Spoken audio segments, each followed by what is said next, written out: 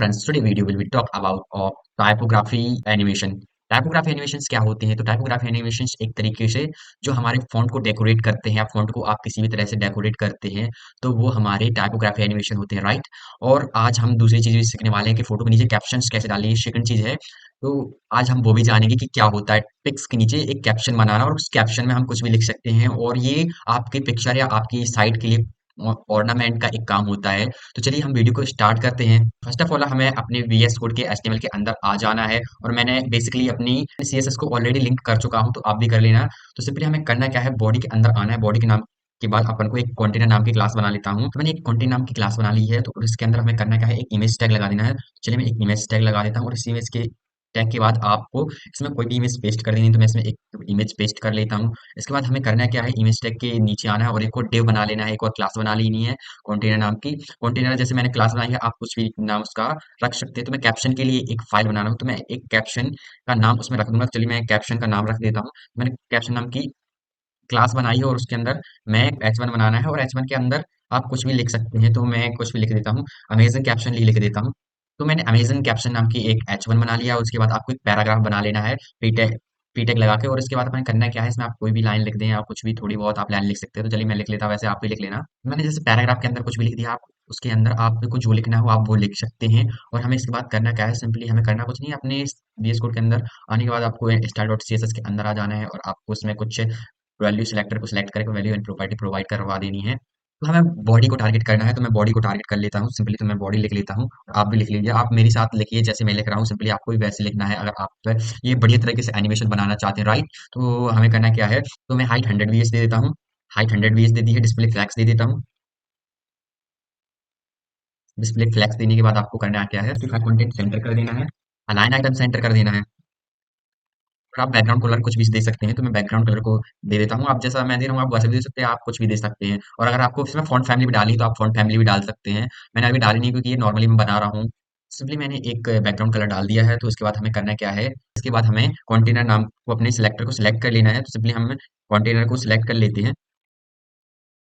तो मैंने कंटेनर नाम के एक सिलेक्टर को सिलेक्ट कर लिया है जो कि हमने इंडेक्स डॉट एचटीएमएल में बनाया था। तो हम इसकी विड्थ कर लेंगे 500 पिक्सल और हाइट भी कर लेंगे 500 पिक्सल। तो हाइट भी हमने 500 पिक्सल कर ली है और हमें पोजीशन रिलेटिव दे देनी है और ओवरफ्लो हिडन दे देना है।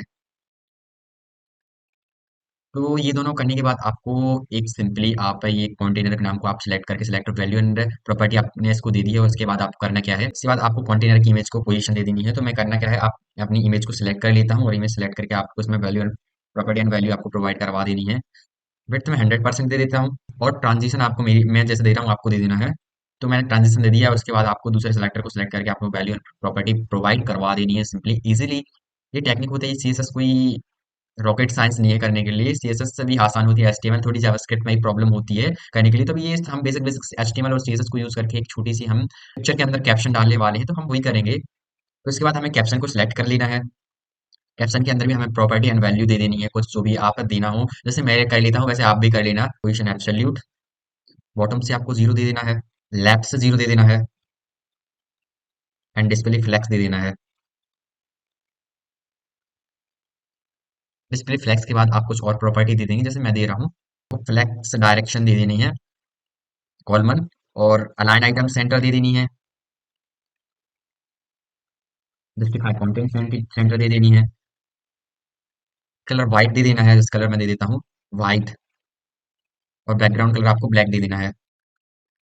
और ट्रांसफॉर्म ट्रांसलेट वाइज 100% दे देना है। हमें विड्थ 100% दे देनी है और हाइट 30% दे देनी है। चलिए मैं विड्थ तो दे देता हूँ 100%। हाइट को भी आपको 30% दे देनी है, अप्रोक्स अप्रोक्स। मैं उसको भी दे देता हूँ। चलिए ये मेरा थोड़ी यहाँ मिस्टेक हुई है, तो मैं इसको थोड़ी इंप्रूव कर लेता हूँ। फाइनली आपको इसको ट्रांजिशन दे देनी है, ऑल इज 0.5 कैप्शन के बाद हमें बाद आपको H1 को टारगेट करना है और उसके बाद आपको कुछ वैल्यू एंड प्रॉपर्टी प्रोवाइड करवा देनी है, जैसे मैं करवा देता हूँ 0 दे देनी है। इसके बाद हमें कैप्शन के पैराग्राफ को सिलेक्ट कर लेना है, पैरेंथेसिस को ओपन करके आपको वैल्यू एंड प्रॉपर्टीज को प्रोवाइड करवा देनी है, सिमिलर जैसे हमने अपने कैप्शन के H1 को करवाई थी। तो हमें करना कुछ नहीं है, एक सिंपल सा टैग करके आपको टैग को बना देना है। Okay right, text transform capitalise करवा लिया है। इसका मतलब ये होता है कि फर्स्ट हमारे लेटर बड़े होंगे, जो भी हमारे फर्स्ट लेटर होंगे वो बड़े होंगे, बाकी सब छोटे छोटे स्मॉल लेटर में होंगे। इसके बाद आपको करना क्या है, फॉन्ट साइज 18 पिक्सल दे देनी है। तो ये हमने कंप्लीट कर लिया है। इसके बाद हम अपनी थोड़ी साइट विजिट करके देखेंगे कि उसका एनिमेशन क्या हुआ है। तो हम आ गए अपनी पिक पे, तो आपकी पिक कुछ ऐसी दिख रही होगी। तो इसके बाद हमें थोड़ी और होवर लगाना है, और वो हमारी जो भी हमने लिखा है वो उसके पीछे चला गया है, जो हमारी पिक के पीछे चला गया, जो भी हमने H1 या पैराग्राफ बनाया है। सिंपली हमें अपने फिर से VS कोड में चले जाना है, और इसमें हम कुछ और सिलेक्टर को सिलेक्ट करके इसमें वैल्यू और प्रॉपर्टी दे देनी है, जिससे कि हमारी जो इमेज है वो काफी अच्छी दिखने लगे। तो हमने कंटेनर में होवर लगा लिया है, और उसके साथ हमने इमेज लगा लिया है, जिससे कि हमारे कंटेनर और इमेज को दोनों को वैल्यू एंड प्रॉपर्टी प्रोवाइड कर सकें। तो सिंपली हमें इसमें सिर्फ एक चीज डालनी है, वो भी आप डाल सकते हैं, ट्रांसफॉर्म ट्रांसलेट Y2 -30 पिक्सल डाल देते हैं। देखिए मैं डाल देता हूँ। -30 पिक्सल मैंने इसीलिए दिया कि बाउंस करे या जंप करे ऊपर, जैसे हम उस पर कर्सर ले जाएं। और उसके बाद हमें फाइनली एक और हमें कॉन्टेक्ट कंटेनर को हमें सेलेक्ट करके उसमें भी होवर दे देना है। तो हमें सिंपली करना क्या है, जैसे हमें फिर से कंटेनर में होवर लगा के आपको कैप्शन को सेलेक्ट कर देना है। तो मैं इसको कॉपी करके डायरेक्टली पेस्ट कर लेता हूँ, और इसमें हमें कुछ नहीं करना है, डायरेक्ट कैप्शन को लिख लेना है, और कैप्शन के पैरेंथेसिस को ओपन करके आप में इसको भी वैल्यू प्रोवाइड करवा देनी है। उसमें भी आपको करना कुछ नहीं है, आपको जो ट्रांसलेट फॉर्म आपको दिख रहा है, तो आपको इसको भी कॉपी कर लेना है, और उसके नीचे आपको इसको पेस्ट कर देना है, और उसको जो आपको -30 पिक्सल दिख रहा है, आपको उसको करना कुछ नहीं है, आपको सिंपली उसको जीरो कर देना है। और अपनी ब्राउजर पर जाकर विजिट करेंगे तो आपको कुछ इमेज ऐसे दिख रही होगी। तो हमने जैसे अपनी इमेज में कर्सर लाए, तो हमारी कुछ एक अमेजिंग सा कैप्शन बन चुका है, और ये इतना अच्छा दिख रहा है कि आप अपनी वेबसाइट में अगर लगा के देखेंगे, आप अपने अकॉर्डिंग इसको साइज और विड्थ देंगे, तो वो बहुत ही अच्छी आपकी साइट बन जाएगी, जो भी आप साइट बिल्ड कर रहे हैं। और अगर आप फ्यूचर में और अच्छी अच्छी बिल्ड करना चाहते हैं, तो वो आप कर सकते हैं। आज हमने ये पहला हमारा जो टॉपिक था, जिसमें हमने पिक के अंदर कैप्शन लगाया है। तो इसके बाद हम अपने जो H1 या अपने फ़ॉन्ट में जो टाइपोग्राफी होती है, उसमें हम एनिमेशन लगाने वाले हैं। चलिए वो भी हम इसमें कर लेते हैं। सबसे पहले हमें index.html के अंदर आना है, और दूसरे इसको ग्राफिक एनिमेशन की तरफ चलना है। तो सिंपली हम इसको पूरा क्लीन कर लेते हैं। तो आप मैंने अपने index.html को क्लीन कर लिया है, और आपको इसमें करना कुछ नहीं है। इसमें मैं सिंपली ही बताने वाला हूँ कि आप एक टाइपोग्राफी एनिमेशन को कैसे बना सकते हैं। बस हम एक फ़ॉन्ट बनाने वाले हैं, और उसको एनिमेटेड करने वाले हैं। ज़्यादा कुछ बड़ी चीज़ नहीं है। अभी हम उसको भी स्टार्ट करते हैं इस वीडियो में, और जैसा मैं बनाता हूँ आपको सेम बना लेंगे आप। ऐसा कुछ नहीं है, आप अपने अकॉर्डिंग बना सकते हैं। चलिए हम HTML के अंदर लिखना स्टार्ट करते हैं, ज़्यादा टाइम बिना वेस्ट किए हुए। सिंपली हमें H1 बना लेना है, और इसके हमें H1 के अंदर जाने के बाद हमें क्या करना है, एक डेटा टेक्स्ट के नाम से एक फाइल जनरेट कर लेनी है। तो मैं डेट टेक्स्ट नाम की फाइल जनरेट कर लेता हूँ, और इसके बाद हमें करना क्या है, आपको जो भी लिखना है, फाइल का नेम देना है, तो आप वो दे सकते हैं। मैं फ्रंट एंड दे देता हूँ, जैसे कि मैं फ्रंट एंड के ऊपर टाइपोग्राफी बना देता हूँ, जिससे कि हमारा जो फ्रंट एंड है वो अच्छा लगे दिखने में। तो मैं ओनली फ्रंट एंड को ही टारगेट करूंगा। इसके बाद आपको सिंपली करना कुछ नहीं, आपको HTML के बाद आपको CSS में आ जाना है, उसको भी हमें वैल्यू प्रॉपर्टी और सिलेक्टर को सिलेक्ट करके उसमें हमें प्रोवाइड करवा देनी है सिंपली। और ये इजी ट्यूटोरियल होने वाला, ज़्यादा बड़ा ट्यूटोरियल नहीं है। फर्स्ट ऑफ ऑल हमें H1 को सिलेक्ट कर लेना है। तो मैं H1 को सिलेक्ट करके अपनी वैल्यू एंड प्रॉपर्टी दे देता हूँ। कलर को ट्रांसपेरेंट दे देना है, जैसे मैं कलर को दे देता हूँ ट्रांसपेरेंट। उसके बाद हमें वेब के टेक्स्ट स्ट्रोक विड्थ बना लेनी है, और उसके अंदर हमें वैल्यू दे देनी है 1 पिक्सल। तो मैं इसके अंदर 1 पिक्सल को विड्थ दे देता हूँ, जिससे कि हमारा जो एनिमेशन हो वो एकदम खाली खाली हो जाए, जो हमारे फॉन्ट हो उस अंदर से खाली हो जाए। और इसके बाद हमें देनी है वेबकिट 2 को, तो उसको भी हम लिख लेते हैं। फिर कलर कौन सा देना है, हमें व्हाइट कलर दे देना है। तो हमने इसमें व्हाइट कलर दे दिया, और फाइनल प्रॉपर्टी H1 में क्या देनी है, पोजीशन को रिलेटिव कर लेना है।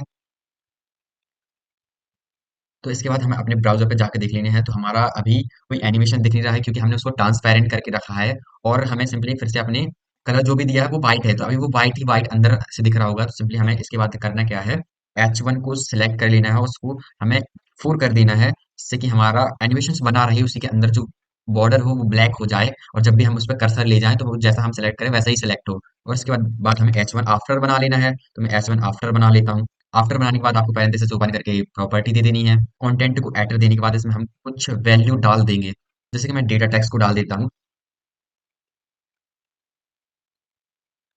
उसके बाद हमें पोजीशन एब्सोल्यूट दे देनी है, जैसे कि मैं पोजीशन एब्सोल्यूट दे देता हूँ। भाई मजाक से हट के टॉप से 0 दे देनी है, लेफ्ट से भी 0 दे देनी है। ट्रांजिशन हमें 0.3 इज आउट कर देनी है।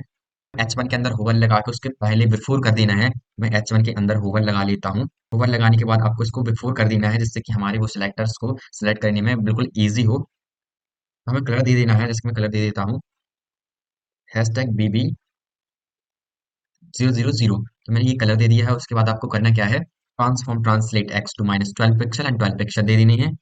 और हमें इसके बाद करना क्या है, जो हमारी वेब के ऊपर जो H1 में लिखी थी फर्स्ट में, उसको उनको हमें कॉपी करना है और नीचे हमें पेस्ट कर देना है। और इसके बाद हमें कलर और स्ट्रोक दोनों चेंज कर दी, विड्थ तो चेंज भी कर देनी है और कलर भी चेंज कर देना। तो हम उनको चेंज कर लेते हैं। तो मैंने कलर को कर लिया है ब्लैक, और इसके बाद हमें थर्ड प्रॉपर्टी में आ जानी, सिलेक्टर में आ जाना है, जिससे कि हम आगे की उसको वैल्यू प्रोवाइड कर सकें। तो सिंपली हमें इसके बाद अपने ब्राउजर में जाकर देखना है। तो अभी भी हमारा कोई फॉन्ट या फॉन्ट कंटेनर दिख नहीं रहा है। तो हमें यहाँ ऊपर दिख रहा होगा जहाँ हम सिलेक्ट किया है, और जब हम सिलेक्ट कर रहे हैं तभी वो हमें दिख रहा है। इसके बाद हमें एक और प्रॉपर्टी एंड वैल्यू उसमें प्रोवाइड करवाना है, जिससे कि हमारा वो डायरेक्ट जब भी हम उस पे पॉइंट करें कर्सर से, तो वो हमारे दोनों साइड ऊपर एंड बॉटम में आना चाहिए। तो सिंपली हम उसको सिलेक्ट करके वैल्यू प्रोवाइड करवा देते हैं। तो उसके बाद हमें H1 में होवर फिर से लगा के आपको बिफोर की जगह आफ्टर कर देना है। आफ्टर करके मैंने पैरेंथेसिस को ओपन कर लिया है, और उसके बाद आपको करना क्या है, आपको ये जो H1 में हमने बिफोर में दिया था, आपको उसको फिर से कॉपी कर लेना है। कंट्रोल सी से आप कॉपी कर लें, उसके बाद आप कंट्रोल वी से पेस्ट कर दें। उनकी जो कलर है हम उसको भी चेंज कर देना है, तो मैं इनका कलर चेंज कर देता हूँ। हमने कलर चेंज कर दिया है। इसके बाद हमें ट्रांसलेट में जो हमारे जो पिक्सल है उनको हमें 24 पिक्सल करवा देना है, यहाँ से भी 24 करवा देना है, और ऊपर से भी हमें -24 पिक्सल करवा देनी है। और इसके बाद हमें अपने ब्राउजर में जाके देखना है कि कैसे हमारा वो फॉन्ट बन चुका है। तो सिंपली हमारा फॉन्ट बन गया है, बस ये सेंटर में नहीं है, तो हम इसको सेंटर में भी कर लेते हैं। तो हमें अपने जाना है CSS में, और CSS में हमें H1 में जाना है, और तो हमें मार्जिन लेफ्ट से 45% दे देनी है। उसके बाद हमें ब्राउजर में जाके देखना है, तो हमारा ये सेंटर में आ चुका है, और ये दिख नहीं रहा है बिकॉज ये हमने हाइड करके रखा है। तो आप अगर आपको इसको अनहाइड करना हो, आप वो भी कर सकते हैं, क्योंकि ये ट्रांसपेरेंट इसलिए दिख नहीं रहा है। अगर आपको ये वीडियो अच्छी लगी तो लाइक करें, और ऐसे वीडियो देखने के लिए सब्सक्राइब करें, और बेल आइकन का ऑप्शन ऑन रखें, जिससे कि आने वाली वीडियो की नोटिफिकेशन मिलती रहे। और अगर आपका ये कोड है, हमारे सोर्स कोड पे जाके भी देख सकते हैं, डिस्क्रिप्शन में लिंक दी गई है। मिलते हैं नेक्स्ट वीडियो में, तब तक के लिए टाटा बाय बाय।